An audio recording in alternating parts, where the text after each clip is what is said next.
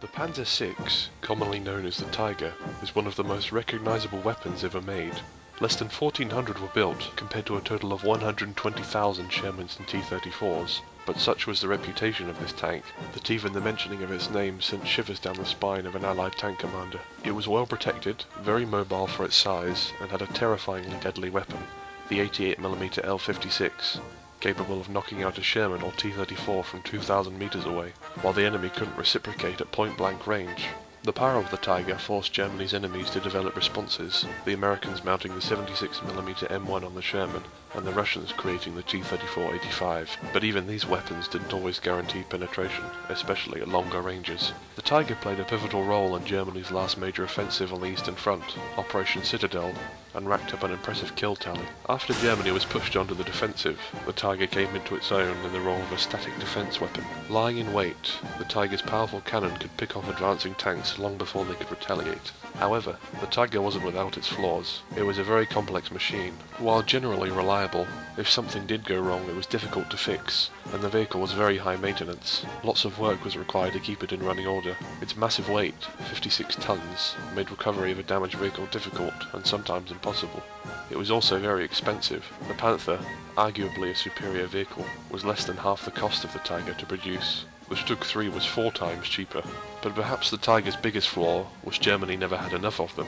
Only a few hundred were ever in running order at any one time, and they simply weren't enough to make any real impact on the war's outcome. Some Tiger units scored impressive kill ratios, the record being set by the Panzerregiment Großdeutschland, with 17 tanks destroyed for every Tiger lost. But in the grand scheme of things, this was far from enough to stop the onslaught of thousands of T-34s and Shermans, let alone all the other armoured vehicles and material being thrown into the fray. In 1944, the Tiger's production was halted in favour of its successor, the Tiger II, or Königstiger.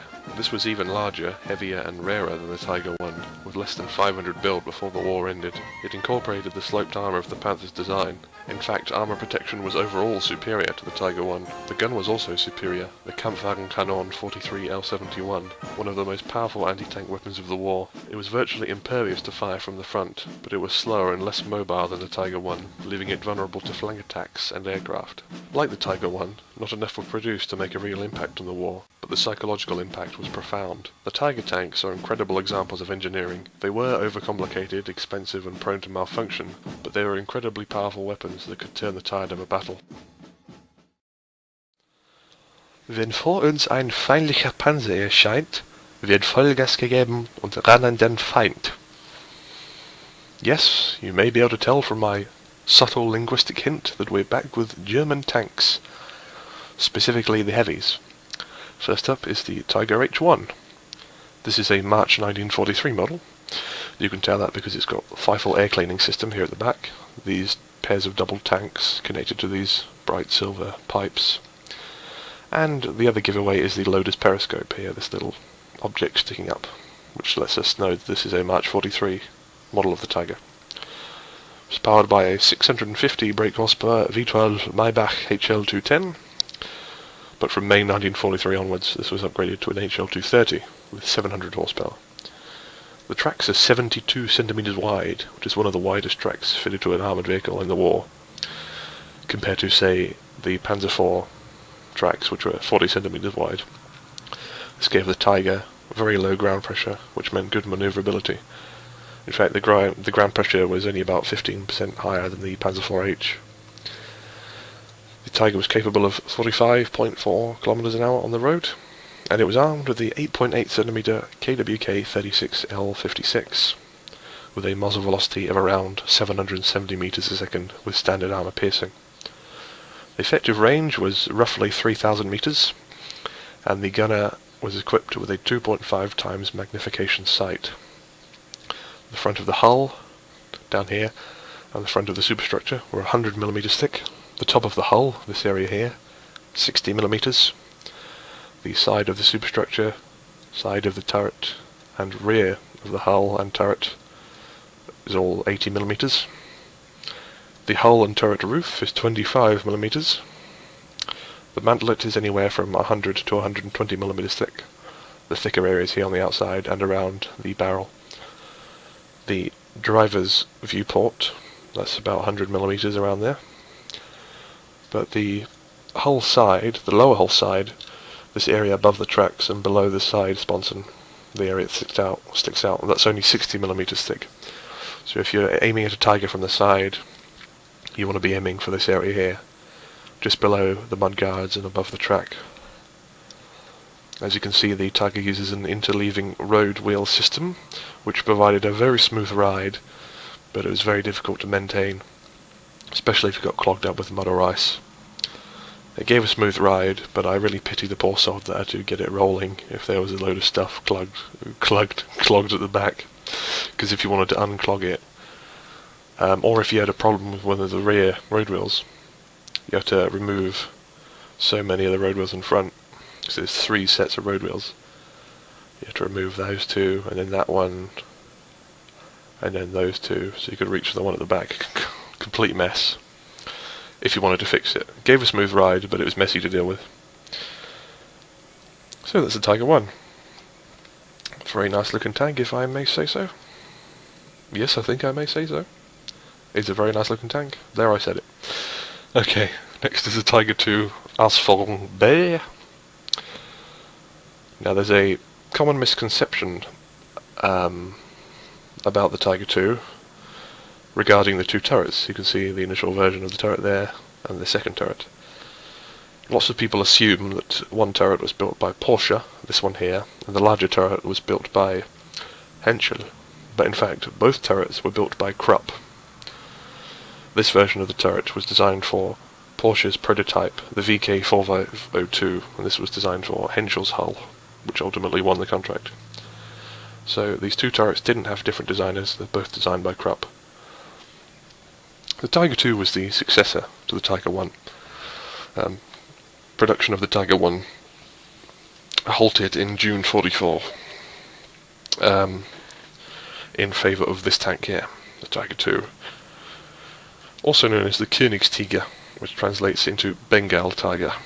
It had thicker armour, a more powerful gun, and it was powered by the HL230, 700 horsepower, which the later models of the Tiger 1 used.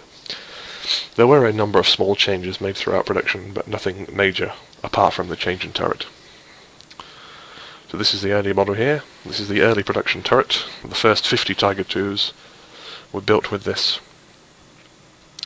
The turret could traverse 360 degrees in 19 seconds if the turret drive was being powered by the engine at 2000 revolutions per minute. It was armed with a Kampfwagen Kanon 43 L71. This could penetrate over 200 millimeters of steel at 100 meters, and the muzzle velocity was 1000 meters per second. The upper hull is 150 millimeters sloped at 50 degrees, which is equivalent to about 196 millimeters of flat armor. The lower hull is 100 at 50 degrees, which is about 131 millimeters. The upper and lower hull side is 80, so unlike with the Tiger, there isn't a weaker area beneath the upper hull. It's all 80. The front of this turret, the manlet is basically impenetrable, it's very thick. But the point in the middle here, where the 2 angles meet, that's about 110, right along the middle there. You can see it bulges out slightly. That's 110. The rest of the front is 100. The side is 80, the rear is 80, and the whole rear is also 80. So that's the Tiger 2 with the so-called Porsche turret. Now there were a few problems with that version of the turret, which were rectified in the second variant, this larger, taller turret. Krupp's designed to be implemented with the Henschel hull, which is the hull you see here. It was a larger, tougher design, but also was quite a few 100 kilograms heavier. It was 180 millimeters thick at the front, 80 at the sides, and 80 at the rear. And it uses a so-called Saukopf mantlet, which means pig's head, similar to the Stug's mantlet. The larger turret allowed more ammunition storage, and the shot trap was eliminated. You can see the turret front is flat, unlike on the earlier variant. It curves downwards, so if a shot hit this area here, it would bounce down and into the turret roof, which was only, hull roof, which was only about 25mm thick. So this turret was heavier, but the extra weight was worth the improved protection. It was also easier to produce because the commander's cupola is completely inside the wall of the turret. On the Porsche Turret it sort of sticks out the side a bit. It's not completely inside the wall because the turret is quite narrow, as you can see here. The cupola actually overlaps. This piece of steel was very difficult to produce. There's a lot of reshaping and angling needed, and that wasn't very straightforward. Unlike this basic slab-sided turret, which was much easier to produce. Finally is the Königstiger with the KWK 46 L68 10.5 centimeter. This is a proposed King Tiger upgrade. Krupp wanted to maintain the edge on the future battlefield, so they designed a gun superior to the KWK 43 for use somewhere down the line to keep the King Tiger with the times. So you could say this was designed to prevent the King Tiger from becoming outdated. It could penetrate over 200mm of armour at 500 meters. The muzzle velocity was around 900 meters a second. But it did have some drawbacks. First of all, the sheer size of the weapon, especially the breech. The inside of the turret may have needed a redesign. The shell also used 2-piece ammunition, which meant a slow rate of fire. As you can see here, 20-second reload. I don't know if that's historically accurate, but 20 seconds is a long time. The point is, the rate of fire was much slower than the KWK 43. Also, to run at maximum efficiency, a second loader would have been needed, and there really wasn't any room for a second loader in the turret. Ultimately, the KWK 43 was deemed sufficient, and the 46 was abandoned. So, that's German heavy tanks. This has been Reach for the Sky. Thank you for watching. See you soon.